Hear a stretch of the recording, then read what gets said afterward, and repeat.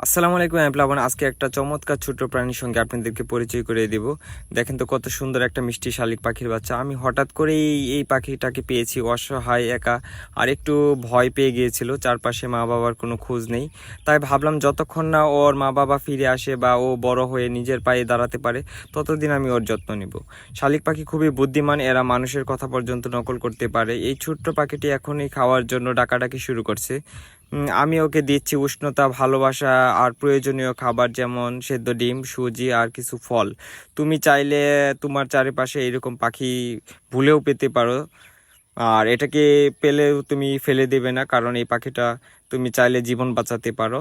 আর জীবন বাঁচানোর পর তুমি এটাকে ছেড়ে দিতে পারো, আর আমি তাই করেছি। আমি এখন ওর মা বাবার সন্ধান পেয়েছি, তাই ছেড়ে দিলাম। এই ছোট্ট প্রাণীটির জন্য তোমরা সবাই দোয়া করবে। এখানে রাজাহাঁসটি ধীরে ধীরে খড় ও শুকনো ঘাস সংগ্রহ করছে। আমার রাজাহাঁস ব্যস্ত হয়ে উঠেছে এক গুরুত্বপূর্ণ কাজে। রাজাহাঁসটি খড় বিছিয়ে নিচ্ছে, সে তৈরি করছে তার ভালোবাসার বাসা, যেখানে খুব শীঘ্রই আসবে নতুন জীবন। ডিম নিয়ে বসার প্রস্তুতি চলছে পুরো দমে। বাকি সবগুলো রাজাহাঁস এখন পানির মাঝখানে, আর ওইখানে আমার একটা রাজাহাঁস আছে, সবগুলো এখানে গোসল করতেছে। এটা খুবই সুন্দর একটা মুহূর্ত, একসাথে সবগুলো গোসল করতেছে। এখানে আমার চীনা হাঁসটা, আর ওই যে একটা বালি হাঁস এখানে আমার, আর বাকি তিনটা চীনা হাঁস, আরও চীনা হাঁস আছে বাড়ির এইখানে। এটা বালি হাঁসের খুবই সুন্দর একটা মুহূর্ত, ওরা গোসল করতেছে কত সুন্দর করে। দেখুন আমাদের ছাগল মা কি মজা করে ঘাস খাচ্ছে, ওর আর তিনটা ছোট্ট বাচ্চা সহ মায়ের সাথে মিলে দারুণ খেতে ব্যস্ত। প্রকৃতির এই সুন্দর মুহূর্তটা একেবারে মন ভালো করে দেয়। আজকে আমি আমার পুকুরে চুন ছিটালাম। চুন ছিটানো খুবই গুরুত্বপূর্ণ, কারণ এটা পানি পরিষ্কার রাখতে সাহায্য করে এবং মাছকে বিভিন্ন রোগবালাই থেকে রক্ষা করে। চুন থেকে ক্যালসিয়াম, যা পানির গুণাগুণ ঠিক রাখে এবং মাছের খাবার সহজে হজম করতে সাহায্য করে। যারা নতুনভাবে মাছ চাষ শুরু করছেন তাদের জন্য এটা খুবই গুরুত্বপূর্ণ একটি ধাপ। পুকুরের প্রতি শতকে প্রায় 1 কেজি হাড়ের চুন ব্যবহার করতে হয়। সুস্থ মাছ মানেই লাভজনক চাষ। সবার জন্য শুভকামনা। আর মাছ চাষ করাটা আসলে খুবই একটা লাভজনক ব্যবসা, সবাই চাইলে এটা করতে পারেন। আজ নদীতে গোসল করতে এসেছি। আসলে এটা শুধু গোসল না, এটা আমার সাহসের একটি পরীক্ষা। আমি সাঁতার জানি না, মানে একেবারে না বললেও চলে, একটু একটু পারি। তবু এই জায়গায় এসেছি যেখানে পানির গভীরতা ভয়ঙ্কর। ভেবেছেন আমি পাগল? না ভাই, আমি শুধু ভয়কে একটু একটু করে হারাতে চাই।